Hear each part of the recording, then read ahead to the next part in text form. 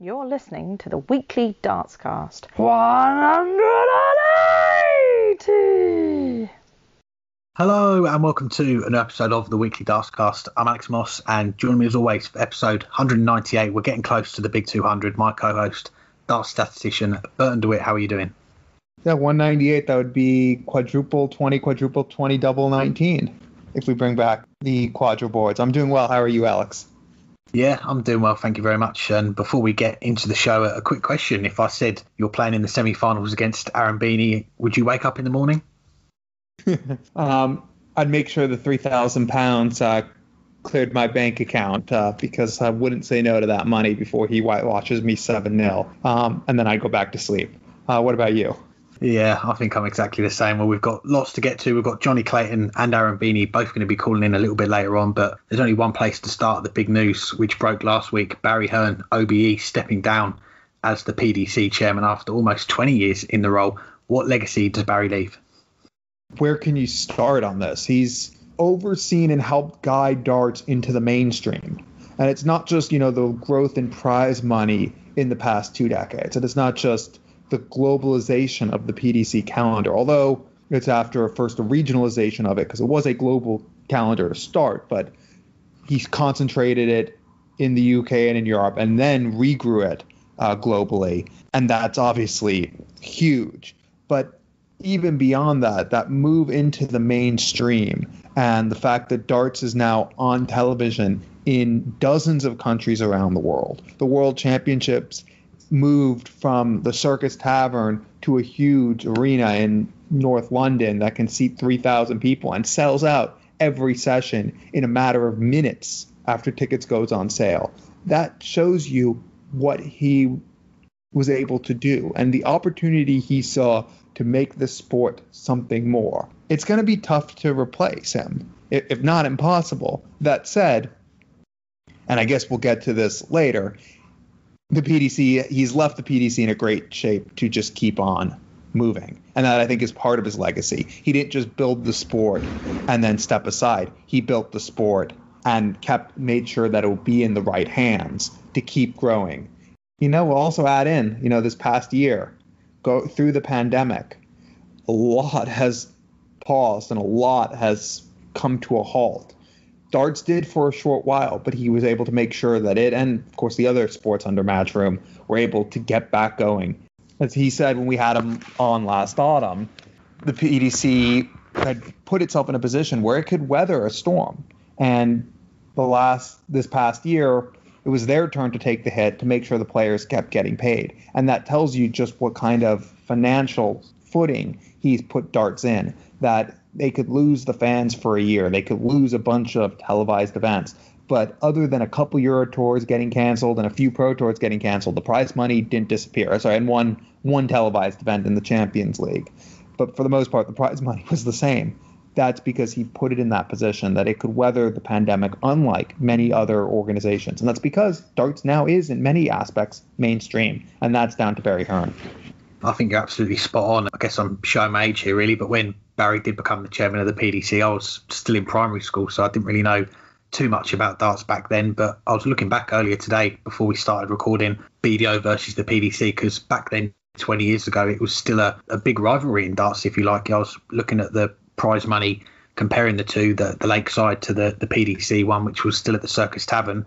And when Barry took over the BDO World Championship, it still had a bigger prize fund. And the next year, the next World Championship that there was in the PDC, they had more prize money than the Lakeside. So I think coming in, Barry knew that one of the big things that he wanted to do was, as you say, increase the prize money and just push darts further forward. And you've only got to look 5 years after he took over, and you're comparing the two World Championships. The BDO one, £211,000 total prize funds. The PDC one, £500,000 and $100,000 for the winner. And fast forward 15 years now, even during this pandemic, as you mentioned, the prize money has still been there in the PDC. And Gerwyn Price, start of this year, picked up £500,000 for winning the tournament. So it just goes to show what he's done in darts with the PDC over the last 20 years.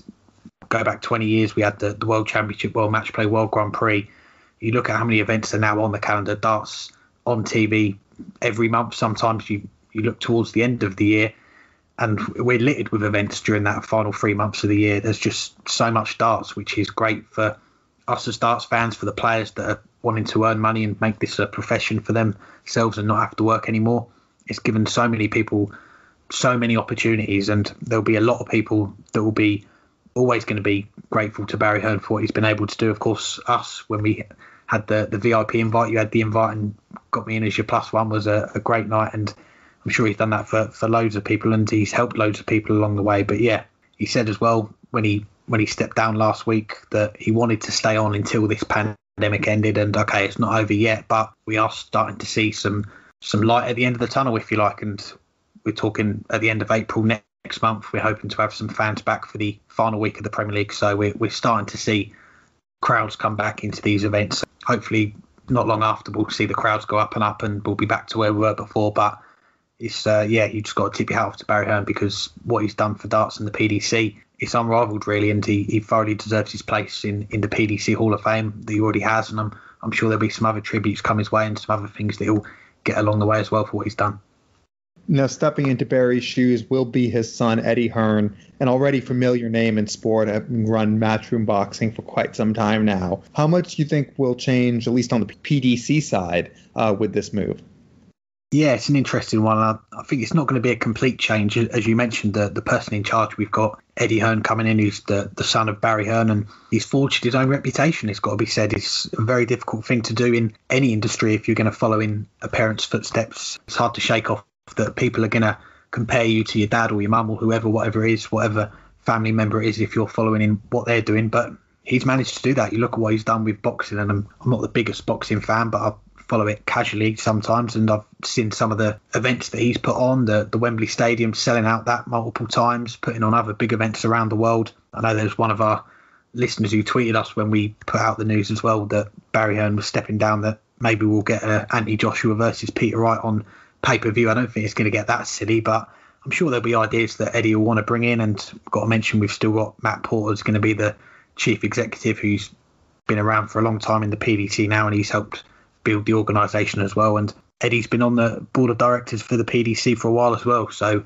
he'll have been in meetings with all the other directors as well, and he'll know what's going on in the PDC. He'll have an idea of what's going on and what they're looking to do, what their plans are once we get out of this pandemic, where they want to go, different countries, different events, different things. But I guess we'll just have to wait and see, and we are hoping to have Barry on the show in a couple of weeks' time, and we'll ask him the question, what do you think Eddie's plans are for the PDC? But I'm not quite sure what they will be, but I'm sure he'll have his own ideas that he'll want to bring in, and maybe it'll be down the digital route. We just spoke to Dan Dawson here on our next episode, who spoke to Eddie, and he was saying that they're looking to build the characters, if you like, in the game, build their stories, get them out there to people, and maybe that is something they'll do. They'll go down that route and look to increase the program that we have in the PDC and get to know these players a little bit more from their end. So I think it's a case of wait and see, but I don't think there'll be too much that will change in the short term anyway.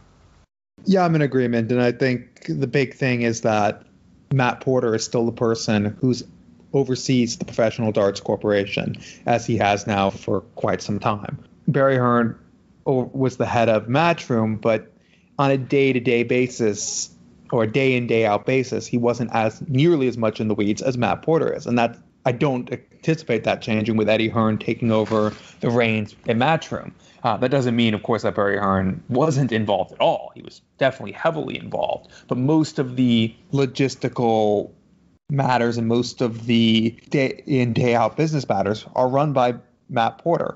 And that should not change. What will Eddie Hearn bring? I really don't know, because I don't follow the other sports in Matchroom. Well, I was about to say nearly as much as in darts, but I could have just ended the sentence there, because I really don't. Darts is, I don't follow boxing, so I don't really know what Eddie Hearn has done. I've read some stories from time to time. I've obviously seen some things, but I really don't know. I'm not the right person to answer that. But I think he's smart enough to know darts is in good hands. Darts has the person that it needs running it to help grow it and help globalize it. And I think he will keep.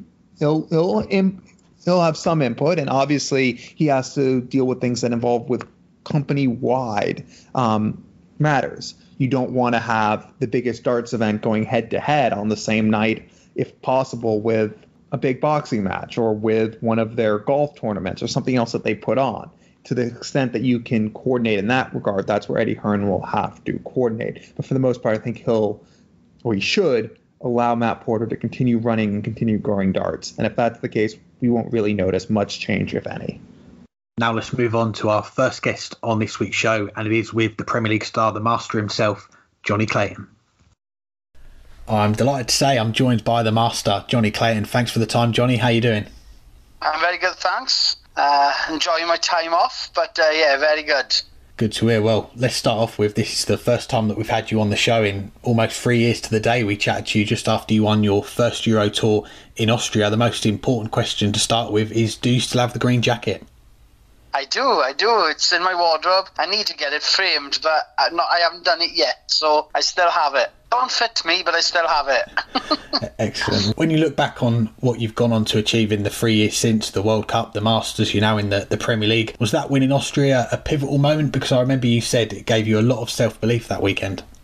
Yeah, I suppose, to win anything on the PDC, gives you massive confidence, because the standard of the dart players there, it's phenomenal. So to win anything, but to win my first European, that was brilliant, and it did give me some confidence, So yeah, I really enjoyed it. And winning that Euro Tour, that opened a lot of doors for you. Debuts in the World Match Play, the World Grand Prix that year. How did you find that transition of becoming more of a regular in the TV events? Well, as a player, obviously that's what you want, but it was all new to me, and it was nerve-wracking, to be honest, and I suppose it's to every player, it's the first time in the big TV tournaments, and I was obviously nervous, but really enjoyed it.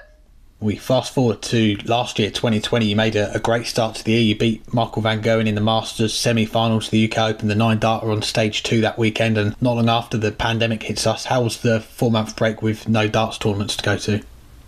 It's difficult, I started off, like you said, I had a good start, and, the confidence is high, obviously, and, everything was feeling good. And all of a sudden, everything came to a stop because of the pandemic, and it knocked us all, really, but it just knocked me off track a bit, and, it is what it is. There's nothing we can do about it. We were all in the same boat kind of thing, so, I just had to put my head down on the practice board and carry on behind closed doors, if that makes any sense, Yeah, definitely, and you've certainly got back on track. We've seen that one of the events that we would usually see during those 4 months that we had off was the World Cup in June. It gets pushed back to November. Defending champions Gary Anderson, Peter Wright, they withdraw from the event. You and Gerwyn Price, the second seed, you'll have fancied your chances anyway, but when you see those two go out, how were you two feeling heading into that weekend?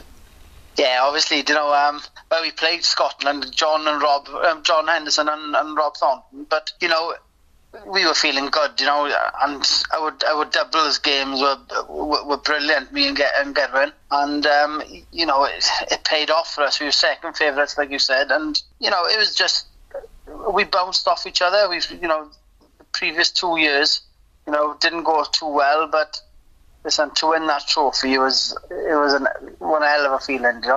First time for Wales, obviously, and to be a part of that was brilliant. A great moment, and I was just looking at your averages before I called you up, and on that final day on the Sunday you had a 99, 98 in the doubles, 104, 105, 103 in the doubles in the final, and that's the first time that we've seen a 100 plus average in a pairs match in the final with a PDC World Cup. What do you remember most from that final day winning the trophy? Well, I'm not massive into stats, to be honest, right? So that was nice to hear, yeah. But the thing I remember most was Gerwyn Price trying to break my ribs, I think, when he picked me up. But no, when he hit that double top to win, it was absolutely, it was class. It was brilliant. What a feeling, to win that and to get our faces up on the side screen with everybody else. Brilliant. What a feeling. Definitely. Well, we finish off 2020 with the World Championship at Ali Pali. Unfortunately, as with most events during the year without the crowd, you and Joe Cullen served up a thriller in the third round, and Joe takes out that 100 with the two tops in the decider. Some great sportsmanship on show from both of you at the end, but did you feel like that was a chance to go on a deep run? In a way, yes, but in another way, I'm big friends with Joe Cullen, one of my best mates on tour. And I knew I was in for one hell of a game, because I knew Joe was playing well, And, you know, I was throwing well, so maybe they've had a chance. You know, I'm a massive believer, if it's not to be, it's not to be, you know. And Joe taking those 2 double tops, killed me, you know. I was thinking, Joe, you know, I'm supposed to be a friend, you shouldn't be doing that to me. But, no, brilliant for him. And I thought I would have had a chance to go a little bit further, you know. So, listen, it is what it is, and that's how I see darts.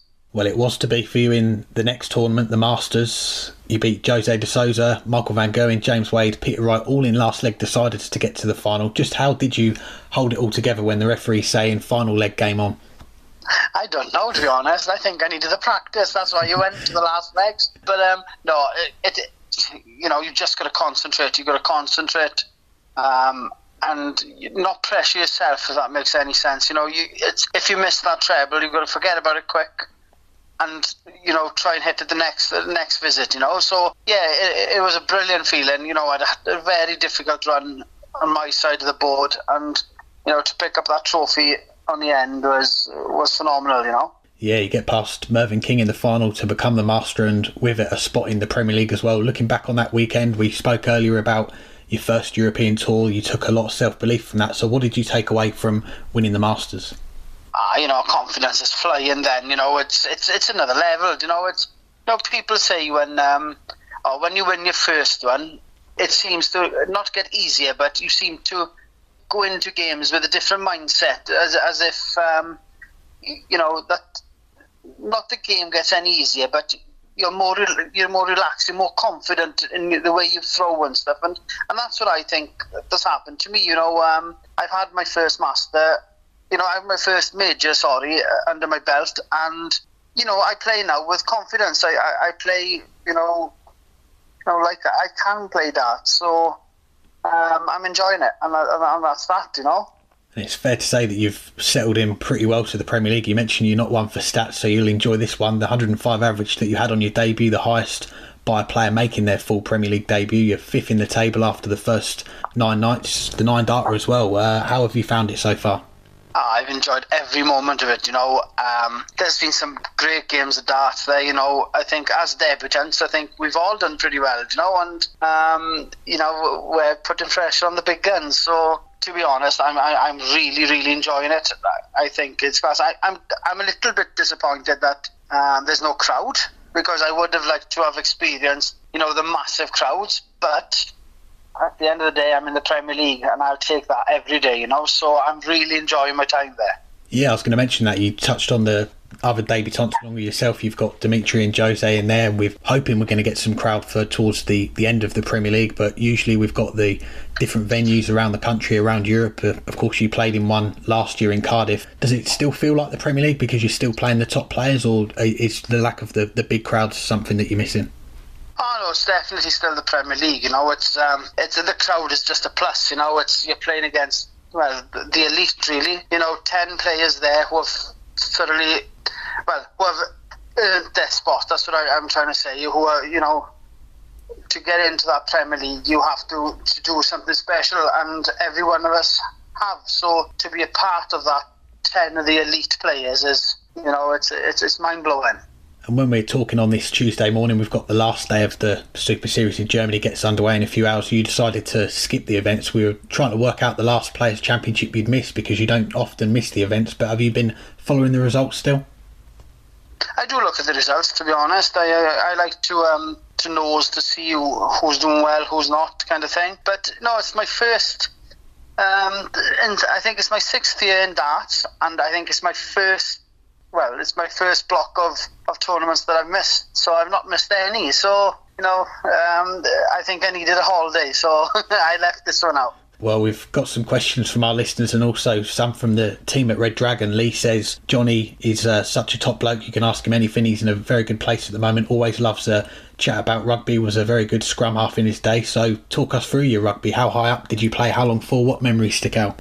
I loved my rugby. I only played like the 2nd division, so you had like our regions, our championship, and then you had Division 1, 2. So I only played up to Division 2. It was just a village side that we really, really enjoyed. You know, it was a Saturday with all our friends, kind of thing, and I loved my rugby. You know, I helped Command and Quins and Aberafon out, who were in the championship at the time. So, you know, I done all right, but Division 2 was the highest I got to, really, as in consistent rugby. But yeah, I loved it. I loved every second of it, you know. And then after I broke my knee for the third time, I thought, that's time to give rugby up. And I started seriously on darts. So that was that, you know.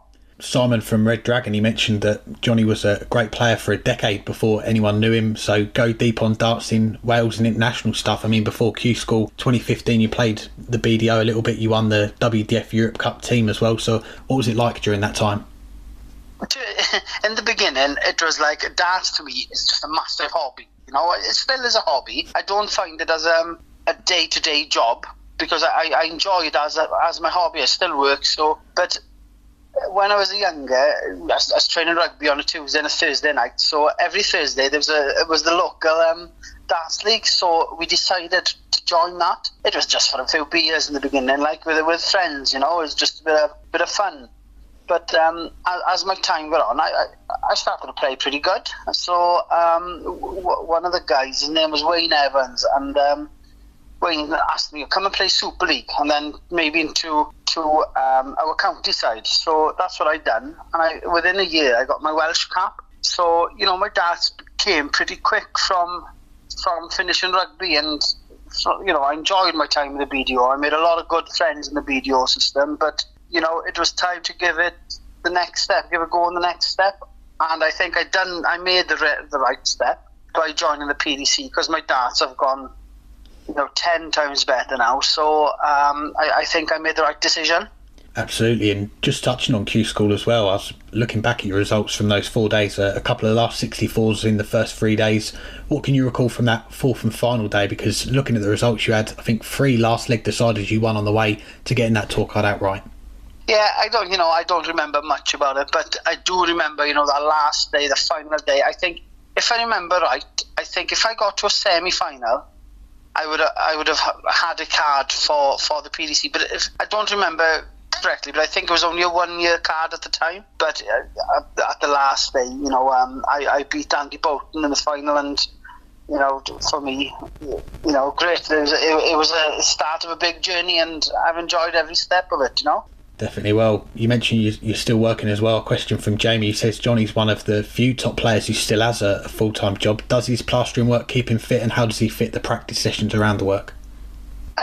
It keeps, to be honest, my plastering work, you know, it obviously keeps me fit, because, you know, we're working every day, but it keeps my mind off darts, and I like that part of it as well. It's like I go to work and I think of work, and then I practice.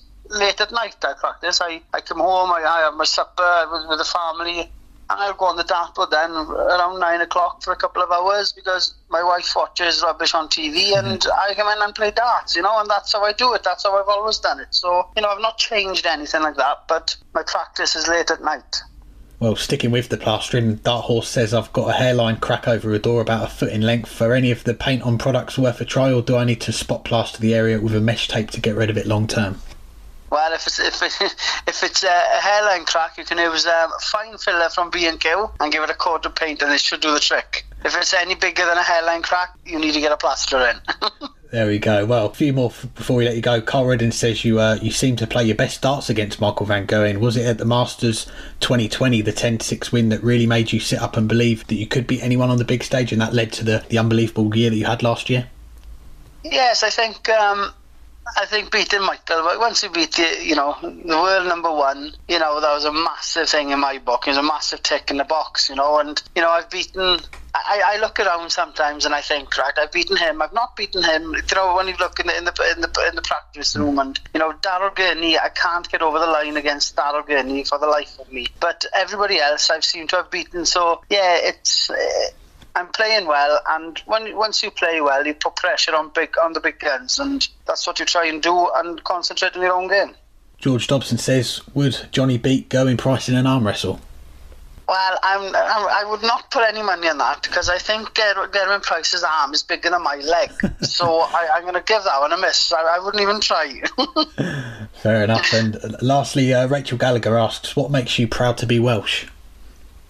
It's a proud Welshman. I am a massively proud Welshman. It's all to do with sport, and I love, I speak the Welsh language fluently, so, I am a very, very proud Welshman. I support everything in Wales, and, it's just the way we are, it's mostly to do with sport and stuff, but I'm a very, very proud Welshman.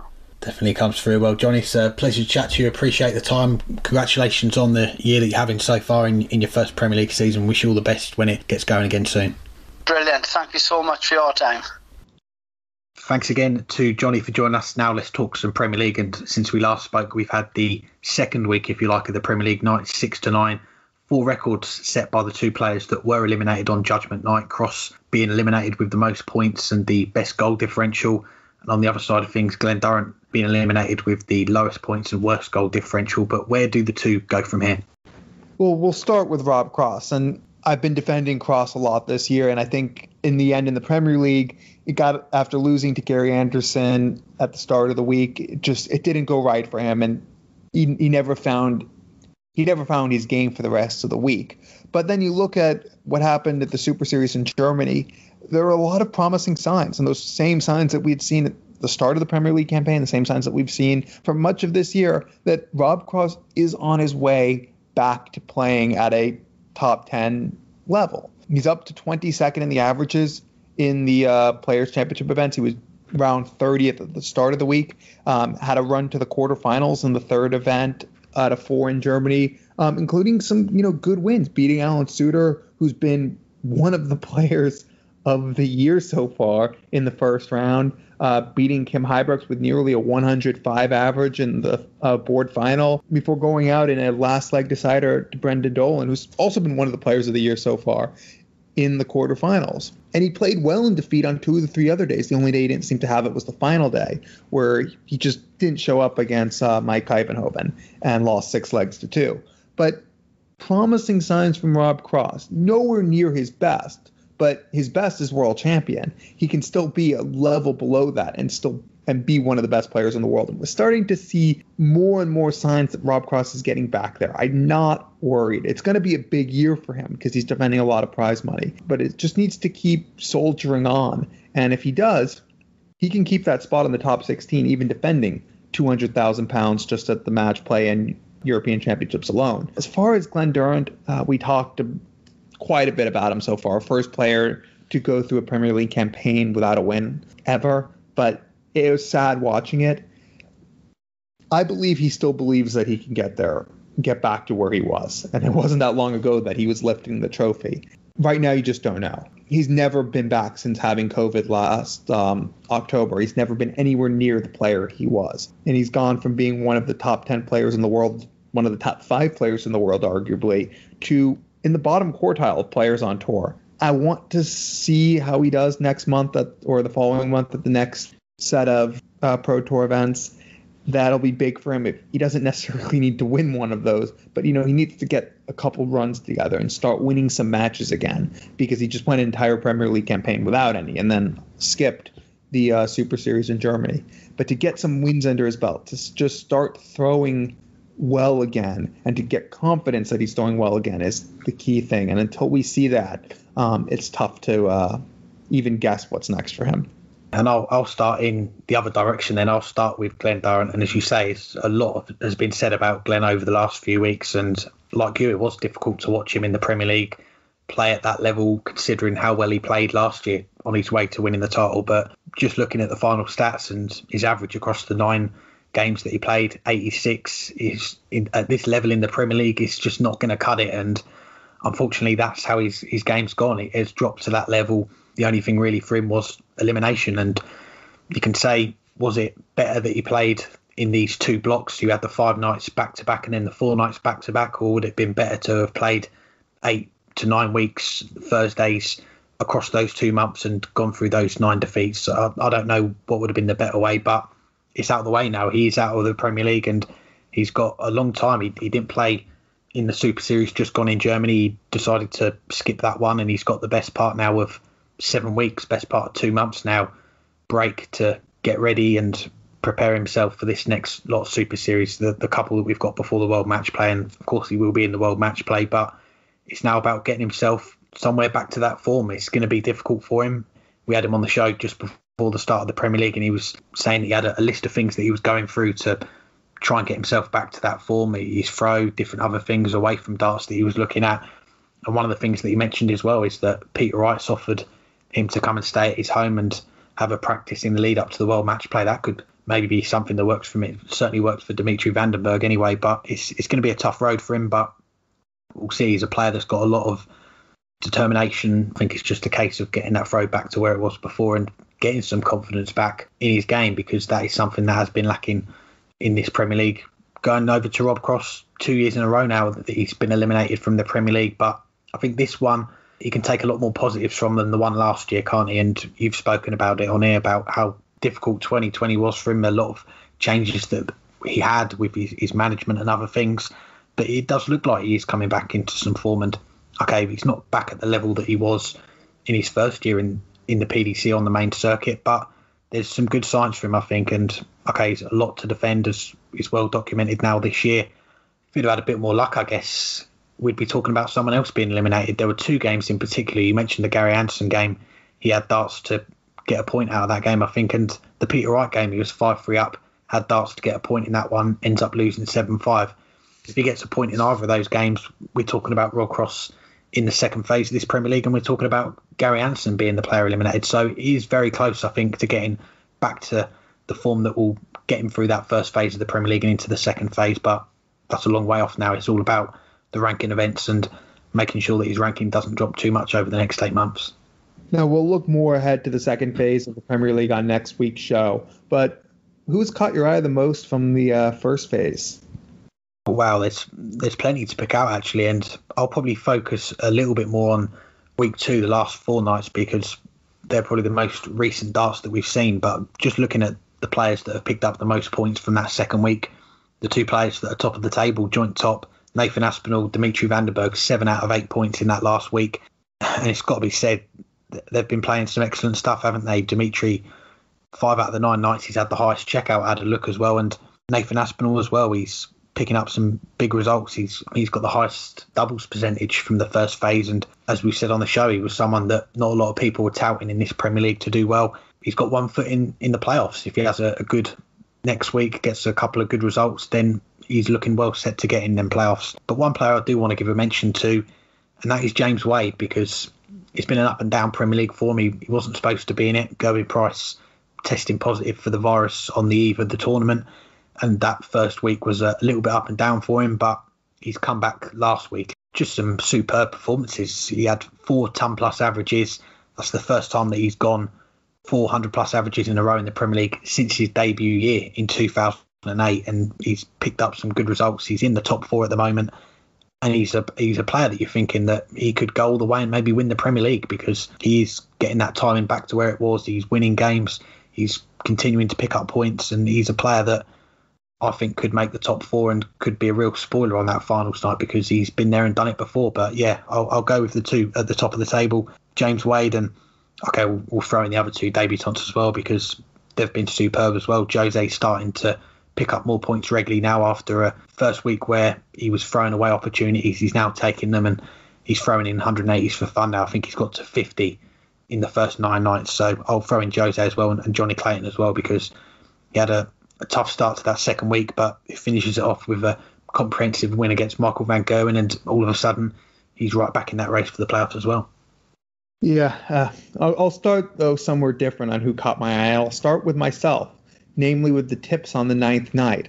Final 2 matches of first 3 matches, I didn't get the scores right. Okay, fair, but I did get the winners right. I did get Rob Cross to beat Glenn Durant. I did get Jonny Clayton to beat Michael van Gerwen. I did get Nathan Aspinall to beat Gary Anderson. But then, last 2 matches, someone decided that, to go with a draw in both of them. Why not? And what do you know? Both matches ended in a draw. And suddenly your 10-point lead is down to, I think, 3 points or 4 points. Whatever it is, it ain't nearly as big as it was. Because I caught my eye with one of the best nights of tipping either of us have ever had in this competition. Beyond that fluke of a night, I'm going to start, though, with Jose de Souza. Just over the 9 nights. He's had the second highest average. He's had 50 180s. He tied the record for most 180s in a match. And you left the match thinking he probably should have had a couple more.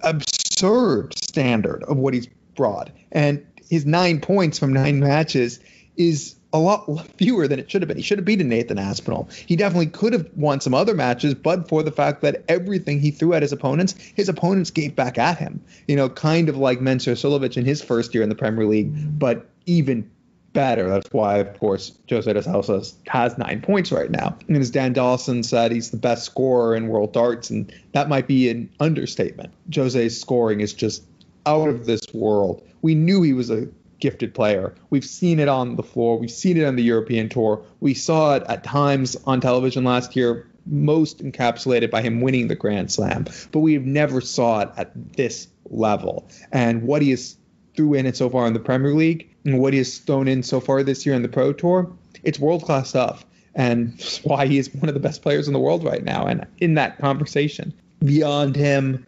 everyone's had moments, even Michael van Gerwen, who's second lowest of the players still in it in terms of average. Only Gary Anderson's lower. Even Michael van Gerwen's had moments where he's looked like the Michael van Gerwen of old, even though there's been more moments where he's really struggled by his standard. But everyone has caught my eye at some point or another so far this Premier League. That's why it is so tight, from Nathan Aspinall on 13 points, down to even Rob Cross eliminated on 7 points, but only 6 points from the top. That's because everyone at times, other than Glenn Durant, played some world-class stuff, and it took world-class stuff to beat them. Now we'll move on to our second guest on this week's show, and it is with the recent semi-finalist in the Players' Championships, Aaron Beeney. I'm delighted to say I'm joined by the recent Players' Championship semi-finalist, Aaron Beeney. Thanks for the time again, Aaron. How are you doing? Yeah, all good, Alex.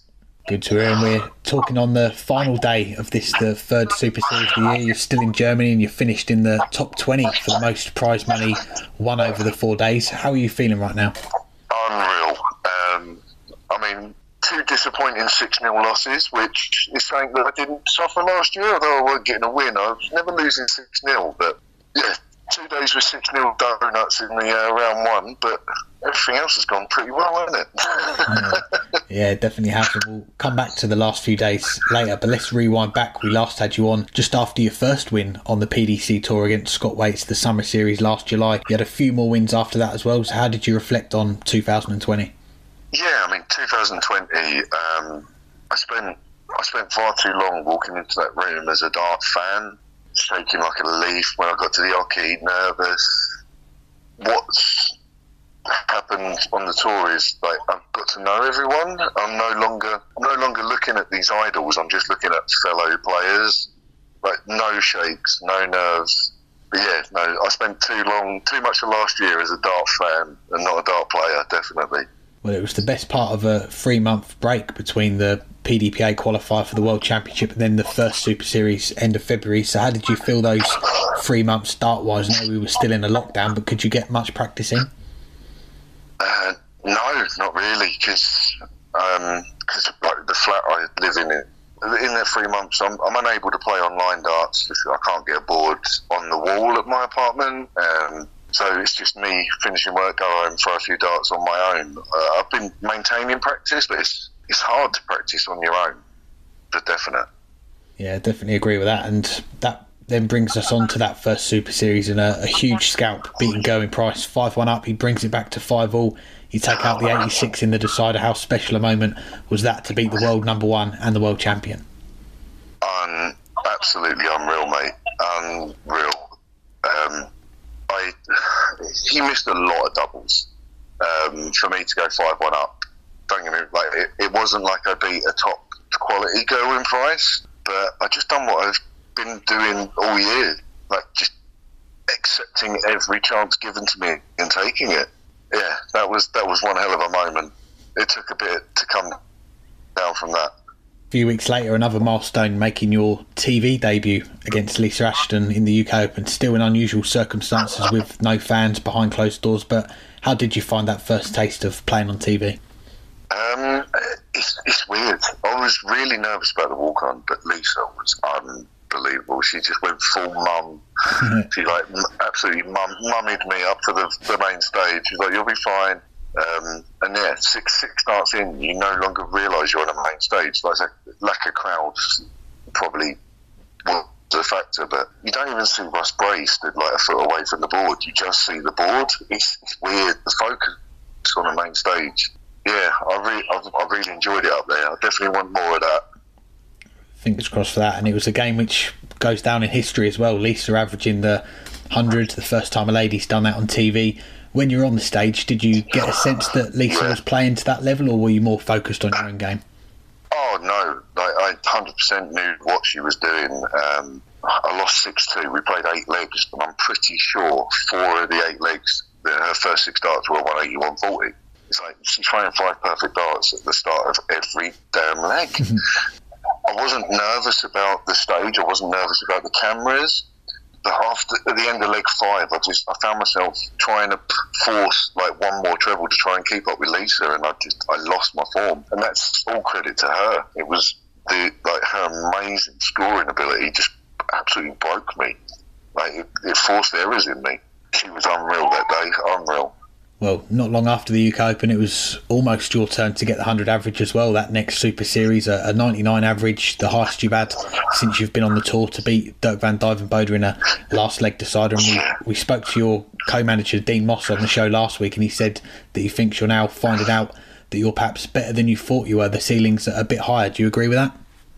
Oh, 100%, yeah. Like, I've not really hit that kind of height this week, average-wise, like scoring-wise. But yeah, I caught myself a bit off guard in that Dirk van Duijvenbode match, and it weren't until the last start when in that double that it dropped below the 100. If I'd hit the double 14 instead of the double 7, I would have had the 100 average. But yeah, that was a shock to me. I knew I'd improved, but that for me was bigger than the Gerwyn Price. Like the name wasn't as big, but the performance was 100% big. Yeah, definitely, and still time for that 100 average to come, I'm sure. And let's talk about these last 4 days then. The third Super Series and the first outside the UK, over in Germany. A lot of logistics involved in getting over to Germany for the events. We've seen a lot of the tour card holders missing, but were you always going to play regardless of these restrictions? Oh, 100%. I've got a lot of work to do to be able to keep my tour card. I need to qualify for the Worlds. I need to qualify for the Players' Champs finals, and probably one other TV event to even keep my card. But yeah, I'm not gonna miss anything, like difficult logistics or not. And yeah, this was headache trying to get everything together to get here. But yeah, you're not going to see my name missing from a single event this year, 100%. Good to hear. Well, that brings us on to Sunday, April 25th, an iconic day in darts. Eric Bristow was born, Michael van Gogh was born, Aaron Beeney a semi-final on the Pro Tour. Let's start off with the beginning. Couple of 100+ finishes against Mikko Unterbuchner, then the Rob Cross game, 5-2 down, and you come back to win 6-5. It's my finishing. I've been saying it for a while. My finishing's as good as anyone in that room. Don't know if it's got something to do with my day job in the prison, but I'm very calm in the situations. I 100% confidence in all of my finishing. It's my scoring that lets me down, and against Rob Cross, same as with Gerwyn Price, he gave me chances, I took them. I'm not someone that's kind of guaranteed a win, but I am hard to beat. I'm proving that over and again. They have to take me out, because I will sneak up on them. Yeah, definitely. Well, the run continues. You get past that last 32 for the first time. You beat Zoran Lerchbacher, then you edge out William Borland 6-5, another last leg decider. What's going through your head then as you go through your warm-up throws on the same board as Raymond van Barneveld and you're in the quarterfinals? At the time, of course it registered that I'm playing Barney. It's always going to, that's a 5-time world champion, absolute legend. What a name. I walked to that board in a I can't lose situation. If I lose, I've lost to a 5-time world champion legend, Raymond van Barneveld. If I win, I've taken out a 5-time world champion legend in Raymond van Barneveld. It was a no-lose situation. for me. I've already gone deeper in the tournament than anyone expected me to, even myself. I told a few people before I came here, like, I fancy winning my board. Like, while in Germany, I'm going to win my board once. And I just kept getting further chances that people let me have. Like, of course, I had to craft them, but they miss, I hit. And then that was the recurring theme of all of Sunday. But yeah, the Barney game, I was so relaxed. Like, I could not lose. Even if I lost the match, like, what a win. Like, as a dart fan, I've got to play an actual match against the legend. But to win like I did, unbelievable. Yeah, another great win, and the great run comes to an end in the semi-finals against Michael Smith, but it was your biggest paycheck that you've had in the PDC so far. So aside from that, though, what did you take away most from that run on Sunday? The fact that I'm dangerous and hard to beat. I didn't walk away with any monster averages. I didn't walk away dominant from anything. It was, although the scoreline was pretty good against Raymond and Barneveld, it wasn't like I absolutely dominated it. It was just stealing my chances. And I think the thing that's come away from it is now no one's going to take me lightly anymore. There's a lot of thinking that I'm a bit of a free ride, but I'm hard to beat. The people that have beat me have had to earn it. I've still got work to go before I'm really competitive, but yeah, I am hard to beat. That's what I've learned. I don't know if you've seen the post-match comments from Michael Smith after he went on to win the title. He said no disrespect, but did you see the comments that he said about yourself, or have you heard about what he said after he won the title? Yeah. It's been a bit of a talking point. A lot of people kind of jumped on what he said, and I think he said it in the wrong way. I actually agree with what he was trying to say. He just said it in a really bad way, to be honest. If you were to look at a semi-final lineup and see a name as your opponent, you're going to think you're in the final. That's for most of the people in that room. Like I say, I'm hard to beat, but you wouldn't expect to see me there. It's good for them that he didn't get it across in a way that was complimentary. Like, me and Michael have spoken since. Like, I know what he meant. It wasn't as disrespectful as what it came out as.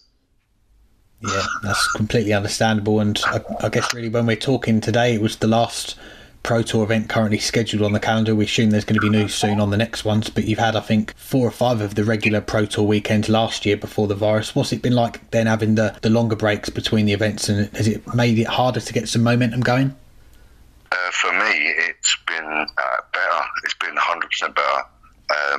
Having a full-time job, not earning with the darts. Like, darts, don't get me wrong, I'd love this to be my actual career, 100%, but I've got a long way to go before that's the case. So having a full-time job, I was working Monday to Friday, just finishing early on a Friday, driving straight to Barnsley, Wigan, wherever, getting there about 11 o'clock at night. Then I'm getting 5 hours sleep before getting up, playing in a tournament, and then I'd play Saturday, play Sunday, drive straight back and be in work ready for Monday morning. It was these longer breaks are giving me an opportunity to do my day job, do it properly, without having to worry about the darts. And then when they announce the tournaments, then I can get the practice, like up the practice, ready for the next tournament, while still, and then I book a week off and, my annual leave, and I'm here at the darts, and I don't have to worry. Like, while I'm here, my sole job is darts. Whereas before, it was always me. And the break has been fantastic for me. This format works so much better for me, and I imagine others that still work full time alongside this as well. Good to hear it's worked out well, and fingers crossed you'll be booking some more holidays towards the end of the year, because as things stand, you're in the provisional spots for the Players' Championship finals, the big one as well, the World Championship. After the start of the year that you've had, the wins are coming more regularly now. Are you starting to dream of a walk-on at Ali Pali in December? It's not a dream, it's happening. I'll be there. I'm determined. I'm proving myself. I've got a lot to play for this year, and at the moment I'm doing it. I'm consistently winning games now, and that's every series this year. I'm winning games most tournaments. I will be at the Worlds, and it will be a coin flip as to if I win enough to keep my card or not, but I will be there. That's what we like to hear. And lastly, we should give a mention to a man we both know well, Matthew Kiernan. He's running some of your social media for you. What's the phone been like since that semi-final on Sunday with all the messages of support? I made the mistake of trying to respond to all the social media and messages and everything that day. I went a bit at 1:30 in the morning. It was not the wisest choice. But yeah, no, Matt is brilliant. He's got to be one of my top 5 fans, and that includes my mum as well. Like, he is all over it. He absolutely loves it. He lives every dart. Have you ever seen any of the films he records while watching Muscat? Yes, yeah, we have seen a few of them. They're brilliant. The man's got more emotion than I have. I'm on the board. He's just sat there watching scores. But when he sends me them videos, it makes my day. That's what I literally could not ask for a better group of people around me. Dean, as my manager, is passionate, loves it, lives every dart. Matt helps me with my social media. Passion, loves it, lives every dart. And I've got Loxley behind me, and I was fortunate enough this week to have Dominic Birch from Loxley at the event, because he's managing some other players from Holland. Was following my games on Sunday, and he's passionate. He loves it. He lives every dart. I've just got such a good group of people around me. Amazing. Great to hear, and with fingers crossed you'll get in the World Championship via the Pro Tour spots. You won't have to go through that PDPA qualifying for Matt's heart rate as well if he had to follow those results on Dart Connect. Yeah, and we all know Matt Edgar comes through that qualifier every year anyway, so it's one spot gone already. Very true. Well, Aaron, it's a pleasure to catch up with you as always. We appreciate the time. I know it's been a busy 4 days for you, and congratulations again on the fantastic run on Sunday, and fingers crossed there'll be plenty more this year. I hope you're right. Plenty more to come. Still lots of improvement to go. Loving it. Love every dart. Thanks again to Aaron for joining us, and we'll finish up the show with a look back at the Super Series in Germany that we've seen over the weekend and the start of this week, and lots of stories really to pick out from the 4 days. Let's start with Jose de Souza, 114 average to win the final on the first day. Do we need to readjust where his ceiling could be? Yes. Next question. But no, but seriously, yes, we do. We absolutely do. He is right now one of the best players on the planet, and it's not like this is something that's new. Well, that is new, to be able to say with confidence that he is one of the best players on the planet. That is new, but he's been one of the best of the next set, even going back to last year. You go back to the 2020 Pro Tour series of 23 Players Championship events. Peter Wright finished number 1 in averages. Michael Van Gerwen finished number 2 in averages. And Gerwyn Price finished number 3. And those were the 3 that we were saying and have been saying for some time are the 3 best in the world in any order. Who was number 4? Jose de Souza.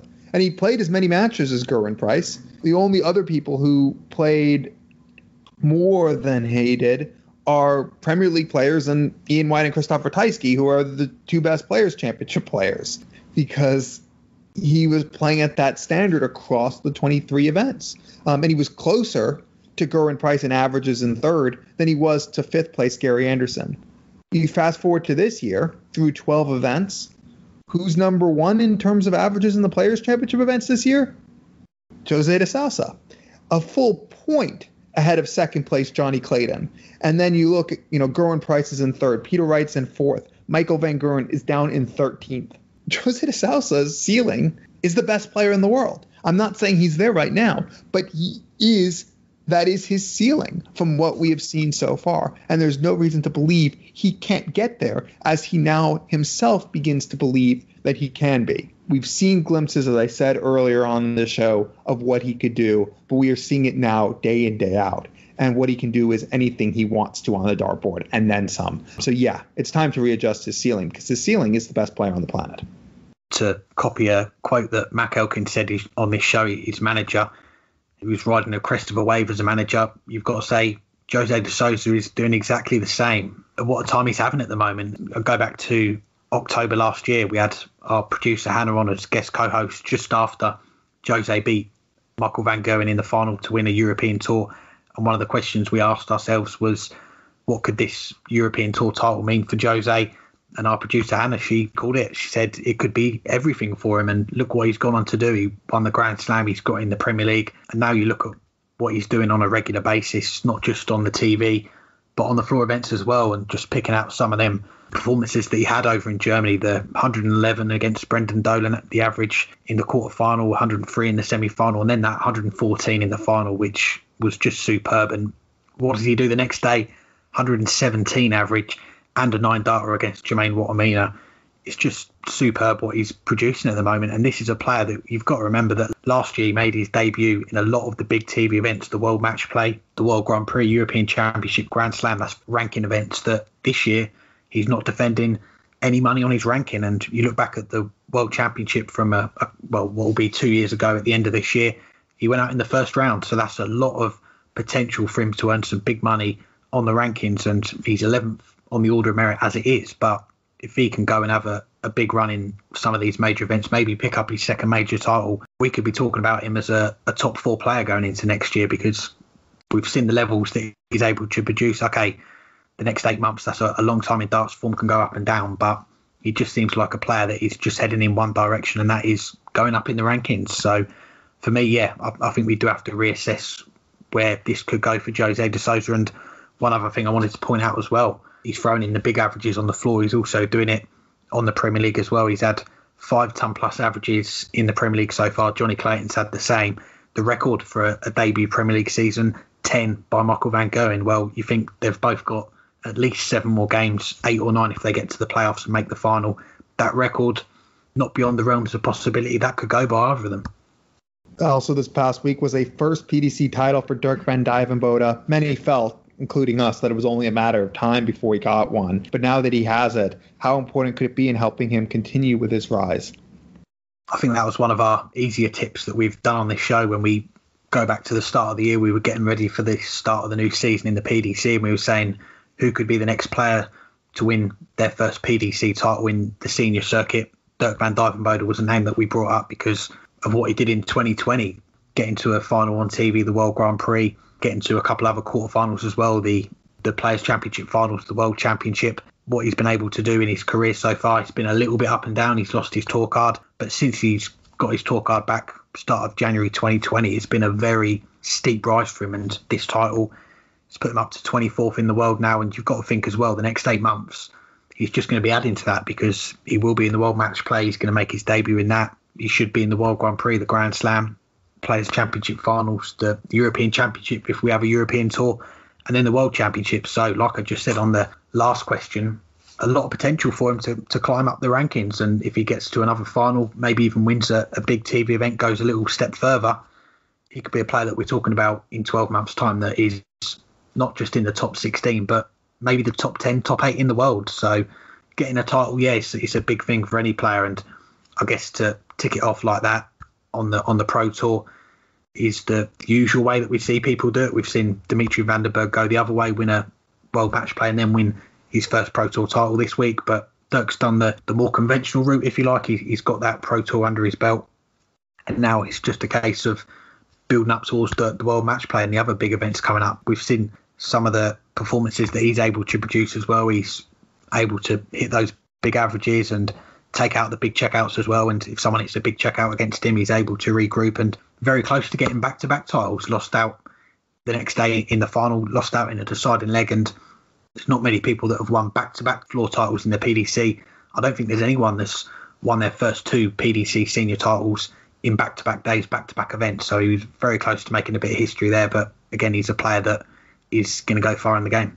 Yeah, and I don't feel like he needed a title, because I think he knew he was good enough, and he knew that it was only a matter of time. But it never hurts to win one, as I like to say. And I don't think anyone can disagree with that. No one's ever been disadvantaged, or very few people have ever been disadvantaged from winning a title. And I think it'll just give him that little bit more confidence. And I think we already saw that, because on the Tuesday, he won through to the final again and took it to a last leg decider, coming back from down a break. He really started the match down a break because he didn't have the throw. but then he fell down an actual break on multiple occasions and kept fighting back in it. And that tells you that he knew that he was always in that match because he's playing at a standard where he'll be pretty much day in, day out in any given match. What's next for him?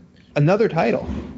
I think we have to say that. And he's been so close over the past 15 months to that breakthrough, both on the floor with a few brilliant semifinal runs last year, as well as on television by making the final in the Grand Prix. I think what's next is just another title because he's the type of player that has to be thinking, I should win multiple of these each year. And I think that's why it's important because it gives him that stepping stone to go win another one. But beyond that, I don't feel like he was the type of player who needed one. I think Dimitri needed the title more because he hadn't yet done it despite being so close for so long in these player championship events and on the Pro Tour. It hadn't yet reached that same level with Dirk, but it would have fairly soon if he didn't win one. And now it's just winning another one. And the last question for this week's show, Michael Smith, he ties with Ian White 13-13 in their own rivalry of PDC senior title wins, but the big talking point came from his post-final comments. What did you make of them? Still needs a few more to reach Chizzy, Mervyn King, and Ronnie Baxter for titles without winning a major, although Michael Smith does have a television title on the World Series events. But as far as those comments go, I think it's a mix of things. First, I don't think he worded it the way he meant to. It definitely came across that way because it did sound a little arrogant. But Michael Smith's not the arrogant type. I think what Michael Smith meant, although we'd have to ask him whether that's the case. I think what he meant when he said he should have been in the Premier League is he felt that he was good enough to be in the Premier League. Not that the 10 people, especially the 5 he said that he felt that he was better than, hadn't earned their spot. But rather, I believe Michael Smith meant that he should have been able to get the results and do what it takes to be there ahead of them. And, okay, maybe that does have a little arrogance behind it, but I don't think he was saying they shouldn't have been selected, but rather he was saying he should have gotten the results. And comments about Aaron Beeney, again, at the moment, he just didn't word them right, because Michael Smith is not an arrogant player. I don't know what he should have said. It did sound disrespectful. I don't think he meant it that way, but it definitely did sound disrespectful to Aaron Beeney. Yes, on paper, he should be beating Aaron Beeney in the semifinals, but in paper, Aaron Beeney shouldn't have gotten past the first round or the second round or the third round. But you know what he did? He got past the first round. He got past the second round. He got past the third round. He played as a second-tier James Wade, and I don't mean that as an insult. I mean that as a compliment because pretty much without fail, every chance Aaron Beeney had, he took. And that's been what he's done on the Pro Tour, and it's something that we haven't really had a chance, haven't seen much of. But Aaron Beeney doesn't let chances go, kind of like James Wade. His scoring isn't at the level that James Wade's is at, yet, at least, because he doesn't have the experience yet.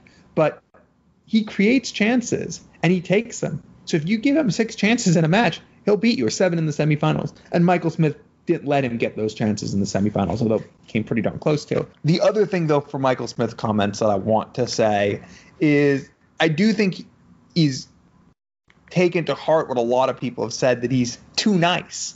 Maybe he was trying to show a little bit of that mean side, show a little bit of that kick, and to motivate himself on and to gear himself up. But it didn't come across well. It's not a good look for Michael Smith if that's what he was trying to do. I don't know if it was, but maybe it was that. I think Michael Smith can be too nice while also not being too nice, if that makes sense. And that's the balance it needs to be. He can still be a nice guy. He can still be everyone's friend. But during the moments that you're throwing the darts, that goes out the window. And when you're up at the hockey, it's all about doing what you have to do. That's how you stop being too nice. You can still fist bump when the player throws a good shot at you, because that isn't too nice. That's part of who he is as a genuinely nice guy. It's not the comments that will stop you from being too nice. It's just having that killer instinct when you have the darts in your hand for those 5-6 seconds. That's what needs to change to really over the line in a big event. He doesn't need to talk a big game because he has a big game to begin with, and that's just not who he is anyway. Yeah, I'm with you, and you've only got to go back 5-6 years ago, and those sort of things is he too nice? They were saying that about Peter Wright because he was such a nice guy on the tour and he was losing the finals, being so gracious in defeat, and people were saying that he needs to find a nasty streak. Now, whether he changed something in his own game to do that, he's still regarded as a nice guy on the circuit, but he's now got multiple major titles to his name. He's a world champion, and Michael Smith is someone that he's been touted for a very long time to be a major winner, and it's not quite happened for him yet. And he's seen other players make that breakthrough in the last 12 months. Dimitri win the World Match Play, Jose the Grand Slam, Glenn Durant win the Premier League. You've just seen other players do it ahead of you, and again, missing out on the Premier League. He's spoken about it in interviews that he was disappointed to miss out. It's hard for any player, isn't it? When you're in the Premier League, it's hard enough to get in it. It's even harder to then get back in it after falling out. Not many people are able to do that. So if he is going to do that, he's got to go and prove it. And if he wants to go into games and go into interviews and maybe act like he's got a chip on his shoulder or something like that, or come out with the comments like that to fire himself up in a way, I don't know. But there was a lot of comments that he got after the interview went out, and you heard from Aaron Beeney on the show earlier. We asked him, we said, have you heard the comments that Michael said after the final? And he said, yeah, we've spoke about it, and he just felt that Aaron felt that he worded it just really badly. And if it's going to turn him into a player like Michael van Gerwen, where you're going to come out with comments like that, maybe be a bit more arrogant in interviews and then go and back it up and win their titles, I don't think he'll be complaining at all. But yeah, I think he's a nice guy off the hockey, as we know. It's just when you're in those matches and having that killer instinct to get over the line, get that big major title for the first time, that's just the missing ingredient at the moment. And if this is one way that's going to help him get there, then I think he's got to go that way. Anything else for this week? As always, we should say a big thank you to our guests for joining us. Big thank you to everyone for listening to the show. Big thank you to Low Six for presenting this show. Go and check them out. PDC Picks App. We'll touch on them a little bit more next week when we've got the Premier League fixtures to look ahead to.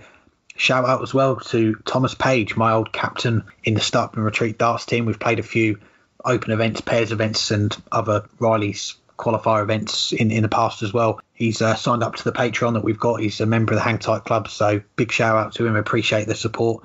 If you want to get involved in that, weeklydartscast.com, go and check that out on our Patreon page. We appreciate everyone that supports us. And let's give a mention to our Dartscast trivia. A couple of weeks ago, our last question was, which player holds the record for the highest average on their Premier League debut? Gary Anson, 107.40, and congratulations to Dan at the Statman Hutchinson Darts PPR 180 on Twitter, who got it right. And here's this week's trivia question, courtesy of Lendl FDI. Hello, this is Lendl Ferrier from Darts-Oracle/FDI.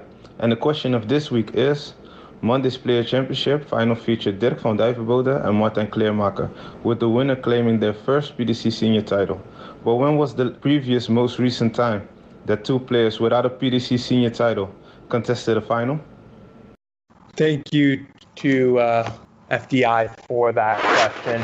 We'll be back, as I said before, before the Premier League resumes for our 2 episodes in less than a week special, our 199th overall. Please let us know anyone that you would like to hear from as we move towards episode 200, as we begin the plans for quadruple 20 tops. Won't be the last checkout, even with a quadruple, because we still have 210 coming up.